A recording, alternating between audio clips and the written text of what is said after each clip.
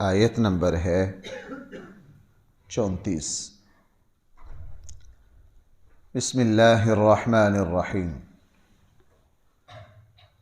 الحمد للہ رب العالمین والصلاة والسلام على سید الانبیاء والمرسلین وعلى آلہ واصحابہ اجمعین۔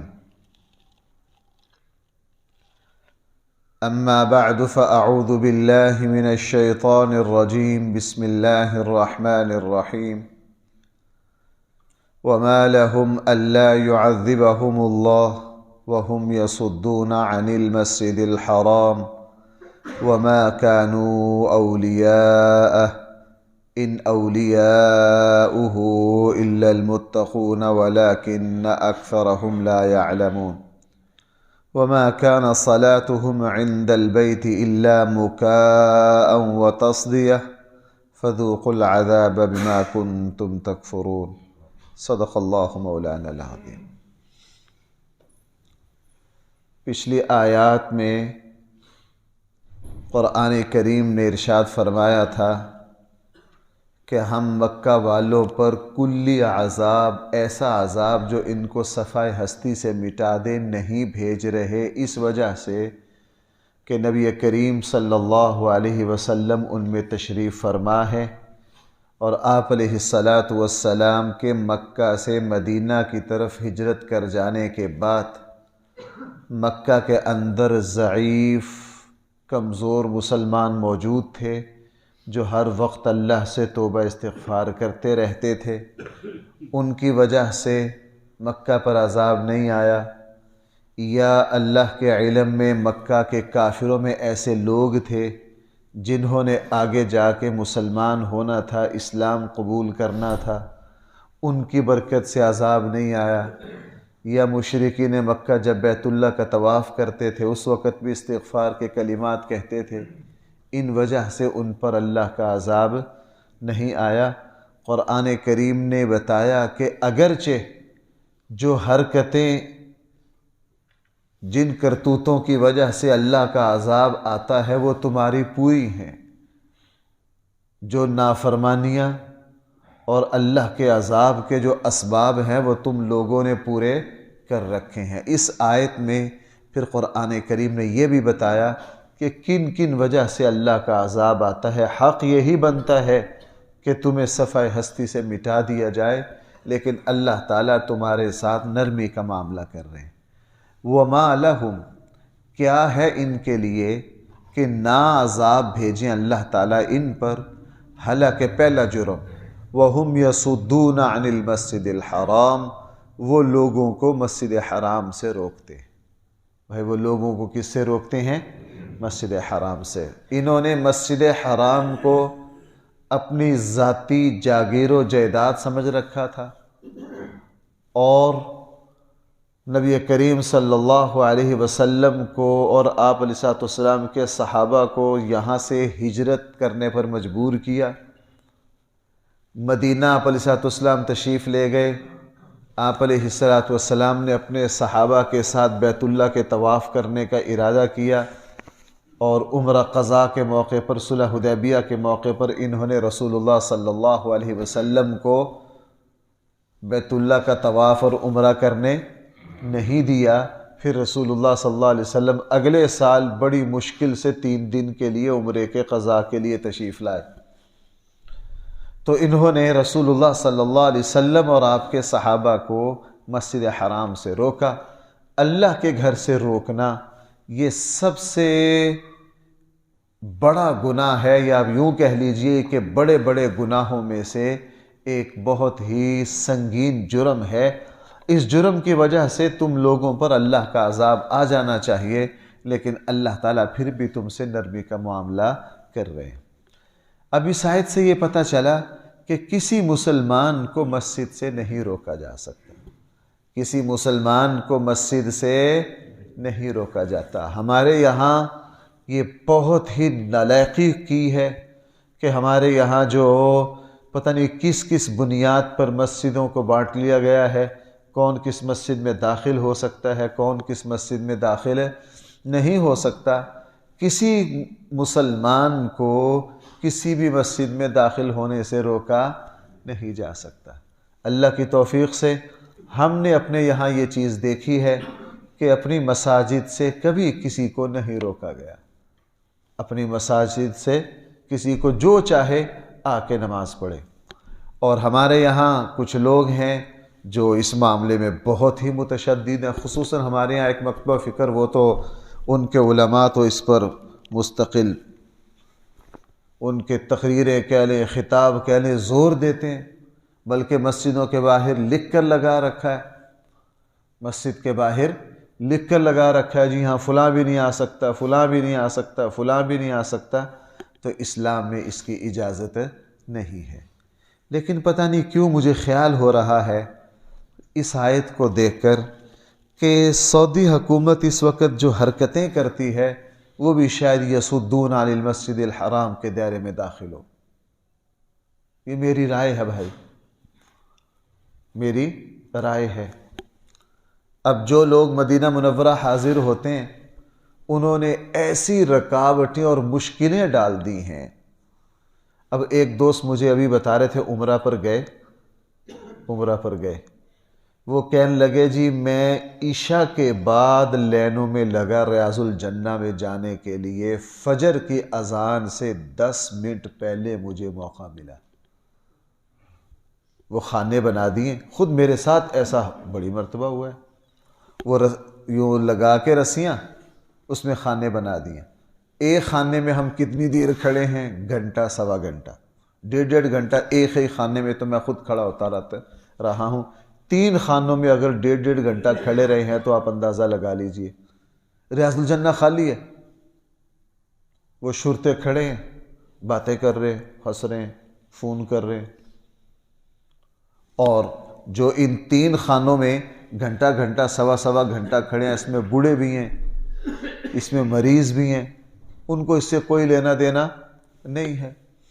اب بیت اللہ کے طواف کی، اب کرونا کا کوئی، باقی سعودیہ کے سارے معاملات اسی طرح ہیں، لیکن بیت اللہ کے طواف کے لیے بڑی سخت شرائط ہیں۔ اب وہ یہ کر رہے ہیں کہ جناب ایک سفر میں ایک ہی مرتبہ بیت اللہ کا طواف کیا جا سکتا ہے، ایک ہی مرتبہ بیت اللہ کا طواف کیا جا سکتا ہے۔ دن بدن ایسی سختیاں کر رہے ہیں، جو بھی وہاں جاتا ہے وہ بدظن ہوتا ہے۔ آپ کو میں نے ایک بات سنائی تھی، میں جب ابھی 18 میں عمرے پر گیا نا، جب میں واپس آیا تو ایک ایئرپورٹ کے لیے گاڑی میں بیٹھا تو ایک کمالیہ کا نوجوان تھا، غالباً سمندری کا تھا یا کمالیہ کا تھا، یہاں کہیں کا تھا، وہ میرے ساتھ بیٹھ گیا، پڑھا لکھا۔ وہ جیسے دیکھتے ہیں نا کسی، وہ اس نے بار بار وہ مجھ پہ میری طرف دیکھے، میں سمجھا یہ اس کو کیا مسئلہ ہے۔ میں نے پوچھا، میں کہ یار کیا؟ کہنے لگا جی میں ایک بات کرنا چاہتا ہوں اگر ناراض نہ ہوں۔ میں نے کہا بھائی میں نے کیا ناراض ہونا؟ اب اس نے پوچھا آپ کون ہیں؟ آپ اولیے سے لگتے ہیں، کوئی عالم دین ہے؟ اس نے کہا جی مجھے بڑی حسرت تھی، عمر اس کی چھوٹی تھی، مجھے لگتا ہے کوئی 21-22 سال سے زیادہ نہیں تھی۔ کہنے لگا اللہ نے مجھے بڑا مال دیا، میرے والد صاحب فوت ہو گئے، میں 2-3 سال ذرا جائیداد کے مسائل میں کاغذی کارروائیوں میں لگا رہا، تو میری حسرت تھی کہ جیسے ہی میں خود مختار ہوں میں فوراً عمرے کے لیے آؤں، تو میں اپنی والدہ کو، اپنی بہن کو لے کر، شادی میری ہوئی نہیں، تو میں عمرے پر آیا ہوں، اور میں آپ کو بتا نہیں سکتا ہر مسلمان کن جذبات اور کن شوق سے جاتا ہے۔ کہنے لگا لیکن اب میں یہاں سے جا رہا ہوں، میں اتنا کہ بدظن ہو کر آیا ہوں کہ میں نے قسم کھا لی ہے کہ دوبارہ یہاں نہیں آنا۔ میں نے ان سے پوچھا کہ کس؟ انہوں نے کہا جی یہ لوگ اس طرح دھکے مارتے ہیں، جمعے میں ہمارے ساتھ انہوں نے ایسے کیا، جمعے میں انہوں نے ہمارے ساتھ ایسے کیا، اور وہ صحیح کہہ رہا تھا چونکہ اس جمعے میں اس مصیبت سے مجھے بھی گزرنا پڑا تھا۔ شار ہجرہ سے چلے، دارالتوحید کا سارا رستہ بند، سارے حرم کے رستے بند، شدید گرمی، دھکے کھاتے کھاتے، اور عبداللہ کی توسیع میں بڑی مشکل سے داخل ہوئے، اس میں پہلا دروازہ بند، اور آگے گئے دوسرا بند، تیسرا بند، ہمیں یوں گھما کے تقریباً کو 3 کلومیٹر گرمی میں دھکے کھا کے جب آخری دروازے سے ہمیں اندر داخل کیا، جیسے ہی میں حرم میں داخل ہوا آگے سارا خالی پڑا۔ سارا کیا پڑا تھا؟ یہ تو میں نے آنکھوں سے دیکھا، وہ بھی اس پر تھا۔ اس نے اس طرح کی بڑی باتیں کی۔ مدینہ منورہ گئے، وہاں ہمارے ساتھ یہ ہوا یہ ہوا۔ میں نے ان سے کہا کہ یار بات یہ ہے کہ ہم ان لوگوں کی وجہ سے نہیں آتے، ہم اپنے اللہ کی محبت میں آتے ہیں۔ کس میں آتے ہیں؟ اللہ کے گھر اور نبی کریم صلی اللہ علیہ وسلم کی محبت میں آتے ہیں۔ مجھے لگتا ہے کہ شاید ہمارے لیے آزمائش ہے کہ یہ ہمارے ساتھ بہت بے مروتی سے پیش آتے ہیں، بے مروتی سے پیش آتے ہیں۔ لیکن آپ ان باتوں سے، بہرحال میں نے ایئرپورٹ تک اس کے ذہن کو کوشش کی کہ بیچارے کا کوئی ذہن صاف ہو۔ وہ کہنے لگا پھر میں تو قسم کھا چکا ہوں۔ میں نے کہا بھائی آپ جا کے آئندہ جب آؤ گے آپ کی قسم ٹوٹ جائے گی اور آپ اس کا کفارہ دے دینا، اس طرح کی قسم نہیں کھاتے، یہ گناہ ہے۔ بہرحال جو میں اس کی رہنمائی کر سکتا تھا میں نے کی۔ اس لیے جی قرآن کریم فرما رہا ہے کہ ان پر اللہ کے عذاب آنے کے اسباب پورے ہیں۔ ان میں سے بھائی پہلا کیا ہے؟ وَهُمْ يَصُدُّونَ عَنِ الْمَسْجِدِ کسی کو مسجد سے نہیں روکا جاتا۔ ہاں یہاں ذرا ایک بات اور سمجھ لیجئے، خود رسول اللہ صلی اللہ علیہ وسلم نے استثناء کر دیا۔ حدیث کی کتاب ہے ابن ماجہ، اس میں جو مسجد کے آداب کے ابواب ہے، رسول اللہ صلی اللہ علیہ وسلم کی حدیث ہے کہ اپنی مسجد کو بچاؤ نا سمجھ بچوں سے، دیوانوں سے اور آپس کے جھگڑوں سے، اپنی مسجد کو بچاؤ۔ یہ بھی حضور کا ارشاد ہے۔ یہ بات میں اس لیے کہہ رہا ہوں، ہماری مسجد میں تو ماشاءاللہ کچھ زیادہ ہی کھل ہے۔ ہماری مسجد میں تو جو کچھ ہم نے یہ دیکھا ہے کہ کہتے ہیں جی مسجد میں جی بچے آنے کھیلنے چاہیے۔ میں نے خود لوگوں سے ممبروں پر یہ بات سنی ہے، وہ ایک ترک دانشور کا قول پیش کرتے ہیں۔ میں بڑا حیران ہوتا ہوں۔ میں نے جب کسی صاحب سے ممبر پر یہ ترک دانشور کا قول سنا نا، میں نے کہا اس کو ترک دانشور کے قول کا تو پتہ ہے، رسول اللہ صلی اللہ علیہ وسلم کے ارشاد کا پتہ نہیں۔ جی ترک دانشور نے یہ کہا تھا کہ وہ مسجد کے لوگ اپنے مسجد کے ویران ہونے کا انتظار کریں جس مسجد کے صفوں کے پیچھے کھیلنے والے بچوں کی آواز نہ آئے۔ بھائی سننے، میں نے کہا واہ واہ کمال کر دیا۔ ترک دانشور کے قول کا پتہ ہے اور رسول اللہ صلی اللہ علیہ وسلم کے صحیح ارشاد کا پتہ نہیں ہے۔ آپ نے کیا فرمایا؟ نا سمجھ بچوں سے مسجد کو کیا رکھو۔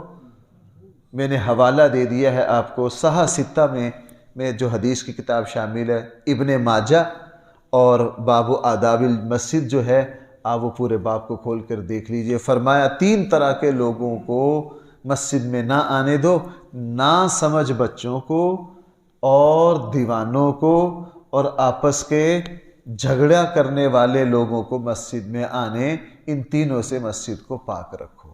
لوگ وہ پیش کرتے ہیں، یہ بات میں اس لیے کہہ رہا ہوں، تقریباً 3 مہینے ہو گئے، ایک نوجوان محلے کا، وہ یہیں کہ میں نے تو روکا نہیں، وہی کہ نماز پڑھ رہا ہوگا، اس کو کسی دوسرے دوست نے روک دیا، اس کے ساتھ بچے تھے، وہ ظہر کے بعد مجھ سے لڑنے کے لیے آ گیا اور بڑے غصے میں، اور میرے ساتھ وہ بہت بدتمیزی سے بولا، اور اس نے الفاظ بتا کیا کہنے لگے اسی وجہ سے آپ کی مسجد میں پہلے اتنے لوگ ہوتے تھے، اب آپ کی ساری مسجد خالی ہو گئی ہے، آپ لوگ بچوں کو نہیں آنے دیتے، یوں کرتے ہو، بڑا جذباتی۔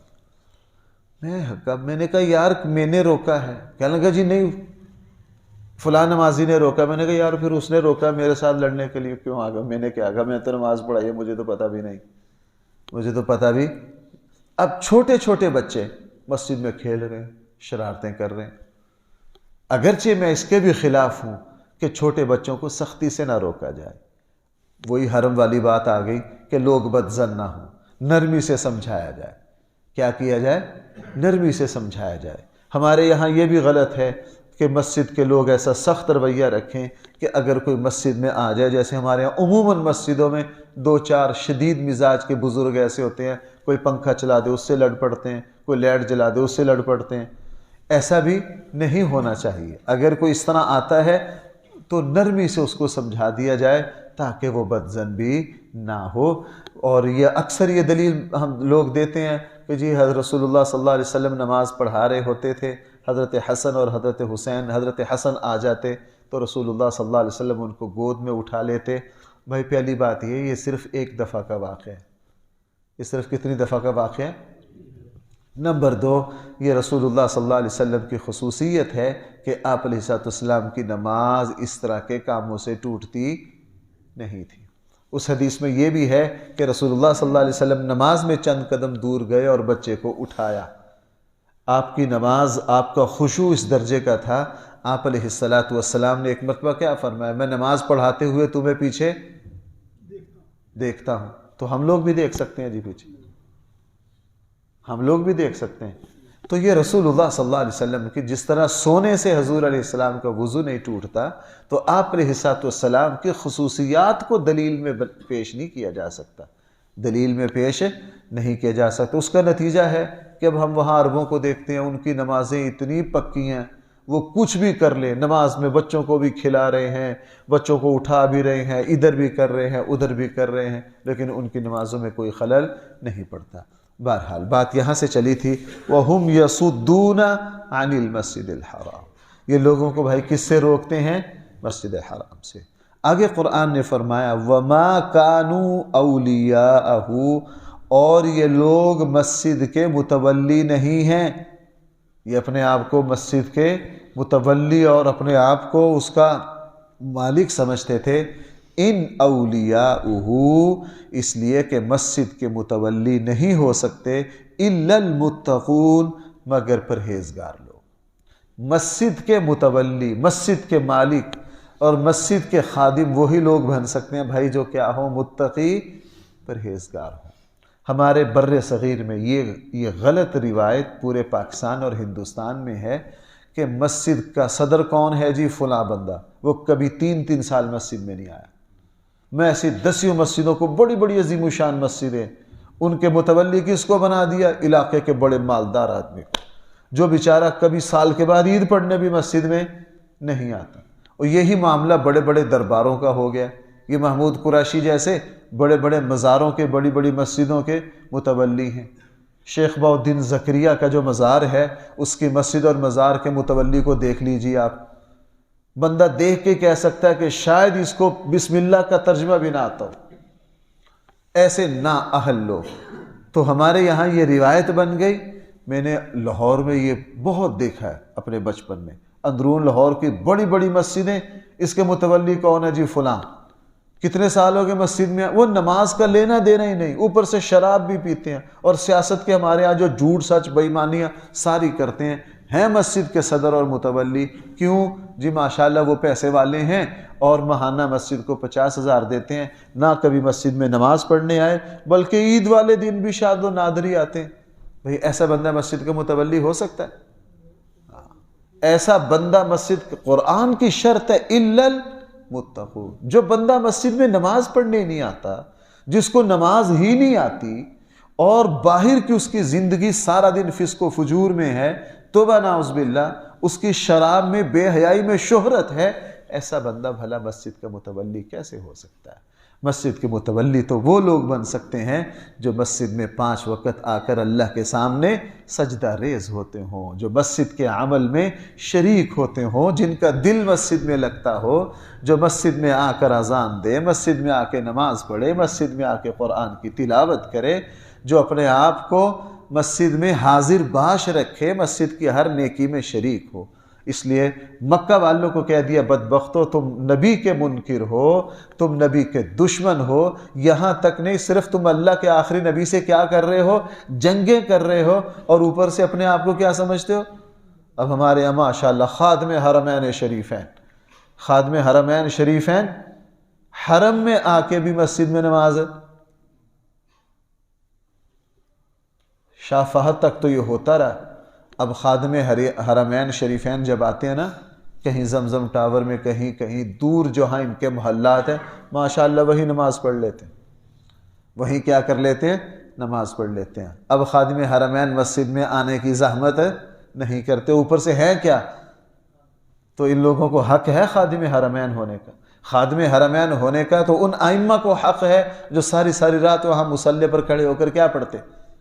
قرآن پڑھتے ہیں، پورے رمضان میں ساری رات اللہ کے سامنے اللہ کے آواز کا، اللہ کے کلام کا ترانہ پوری رات ان کی زبانوں پر جاری ہوتا ہے، تو کہنے سے کچھ نہیں ہوتا، یہ تو کل قیامت والے دن راز کھلے گا نا، کون مسجد کا خادم ہے اور کون مسجد کا خادم نہیں ہے۔ مسجد کا خادم وہ ہے جو بھائی مسجد میں حاضر باش ہو، ہر وقت اللہ کے سامنے سجدہ ریز ہو، نمازوں میں شریک ہو۔ اسی لیے میں نے کئی مرتبہ سنایا صحیح بخاری میں، وہ حبشیہ عورت جو ہر روز مسجد نبوی کی بھائی کیا کرتی تھی؟ صفائی کرتی تھی، 3-4 دن نظر نہیں آئی۔ رسول اللہ صلی اللہ علیہ وسلم نے فرمایا وہ ایک خاتون مسجد کی صفائی کرتی تھی، وہ مجھے نظر نہیں آئی۔ کہ اللہ کے حبیب ان کو تو 3 دن پہلے انتقال ہو گیا۔ آپ علیہ السلام نے ناراضگی کا اظہار کہ آپ لوگوں نے مجھے کیوں نہیں بتایا؟ عرض کیا اللہ کے حبیب آپ اس وقت آرام کر رہے تھے، ہم نے مناسب نہیں سمجھا آپ کے آرام میں خلل ڈالیں، ہم نے خود جنازہ پڑھ کے ان کی تدفین کر دی۔ رسول اللہ صلی اللہ علیہ وسلم ناراض ہو گئے، فرمایا مجھے ان کی قبر پر لے جاؤ۔ آپ علیہ السلام ان کی قبر پر گئے، آپ نے ان کے لیے مغفرت کی دعا کی، آپ نے فرمایا پتہ نہیں ہے مسجد کی کیا کرتی تھی؟ صفائی کرتی تھی۔ تو رسول اللہ صلی اللہ علیہ وسلم نے خود بتا دیا کہ مسجد کا خادم اصل میں کون ہے۔ اس لیے فرمایا وَمَا كَانُوا أَوْلِيَاءَهُ، یہ لوگ ہرگز مسجد کے متولی نہیں ہیں، ان اولیاؤہ، مسجد کے متولی نہیں ہو سکتے، الا المتقون، مگر پرہیزگار لوگ، وَلَكِنَّ أَكْثَرَهُمْ لَا يَعْلَمُونَ، لیکن اکثر لوگ اس کو جانتے نہیں۔ میں نے زندگی میں اپنے الحمدللہ ہمارے ہاں بھی اللہ کا فضل ہے، اور میں نے اور جگہ بھی یہ بات دیکھی، ہم چھوٹے جہاں حفظ کرتے تھے وہاں کے جو متولی تھے ساری زندگی ان کو دیکھا، مسجد میں آ کے تہجد پڑھنا، نماز پڑھنا، 5 کی 5 نمازیں مسجد میں اہتمام سے پڑھنا۔ تو حقیقت یہ ہے کہ ہمارے یہاں اس روش کو مال کی بنیاد پر کسی کو انتظامیہ میں لانا کہ جی یہ صرف پیسے والا ہے، یہ درست نہیں ہے بھائی۔ قرآن کہہ رہا ہے تقوی کی بنیاد پر لاؤ۔ کس کی بنیاد پر لاؤ؟ تقوی کی بنیاد پر لاؤ۔ جو متقی پرہیزگار ہو انشاءاللہ اس سے برکتیں بھی بہت ہوں گی۔ اللہ تعالیٰ، یہ ابھی سلسلہ کلام چل رہا ہے، انشاءاللہ اگلی آیت سے کل سے اللہ تعالیٰ ہم سب کو صحیح فہم عطا فرمائے۔ الحمدللہ رب العالمین، والصلاة والسلام علی سید الانبیاء والمرسلین وعلی آلہ واصحابہ اجمعین۔ ربنا آتنا فی الدنیا حسنہ وفی الآخرة حسنہ وقنا عذاب